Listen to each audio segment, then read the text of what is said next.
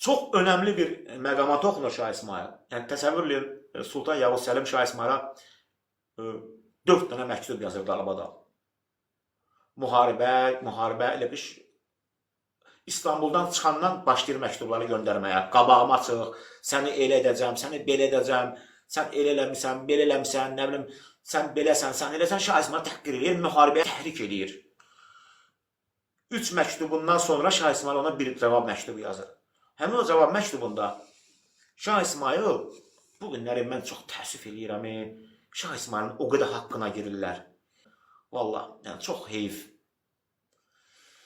Şah İsmayıl deyir ki, Yavuz Səlimə, gəl deyir, biz Əmir Teymurla İldırım Bəyazidin müharibəsini təkrarlamayaq deyir. Deyir, mən istəmirəm deyir, o zamanki olaylar yaşansın.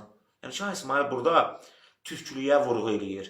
Burada müsəlmançılığa vurğu eləyir, qardaşlığa vurğu eləyir. Yəni Şah İsmayıl deyir ki, mən istəmirəm deyir, Teymur zamanı yaşanan olaylar yaşansın. Yəni bunu Şah İsmayıl Sultan Səlimə deyir.